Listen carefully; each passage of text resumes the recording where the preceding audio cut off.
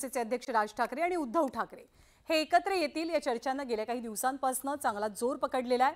शुक्रवारी उद्धव ठाकरेंनी मनसेला सोबत घेण्याबद्दल एक सूचक वक्तव्य केल्यानंतर राजकीय वर्तुळात सुद्धा खळबळ उडाली।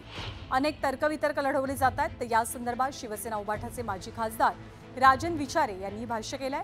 त्यांच्याशी संवाद साधला आमच्या प्रतिनिधींनी।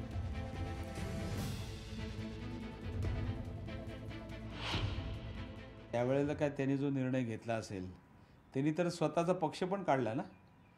त्यांनी कुठला पक्ष फोडला नाही, त्यांनी स्वतः पक्ष काढला आणि ते पक्ष त्या ठिकाणी ते स्वतः त्यांची विचारधारा घेऊन बाळासाहेबांची विचारधारा घेऊन ते पुढे चाललेले आहेत आणि काम करत आहेत।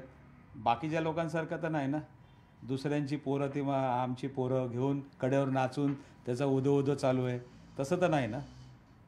आज बघा, काळाची गरज आहे मराठी माणसासाठी, महाराष्ट्रासाठी आणि हिंदुत्वासाठी आणि सर्वांसाठीच।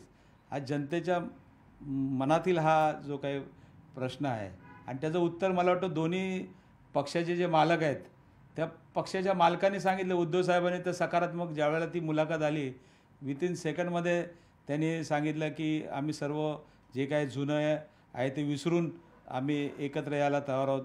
ते शेवटी महाराष्ट्राचे प्रश्न आणि या मराठी माणसं ज्याच्यासाठी हा जन्म झाला शिवसेनेचा, त्यासाठी जर कुठेतरी दोन पावलं मागे जायला लागतात किंवा ज्या काय मागच्या ज्या आहेत त्या गोष्टी विसरून पुढचा नवीन इतिहास घडवण्यासाठी जर दोघं एकत्र येत असतील तर मला वाटतं उद्धव साहेबांनी जे काही केलेलं त्याचं स्वागतच आहे आणि राजसाहेबांनी पण त्याला प्रतिसाद दिलेला आहे। तर मला वाटतं दोन्ही आणि शेवटी ठाकरे ब्रँड आहे, शेवटी एक ओरिजिनल आणखीन एक त्यांनी स्वतःची विचारधारा केलेला एक पक्ष, असे दोन वेगवेगळे आहेत आणि दोन्ही तेवढेच प्रबळ आहेत आणि नक्कीच या महाराष्ट्रामध्ये एक नवीन इतिहास त्या ठिकाणी तयार होईल।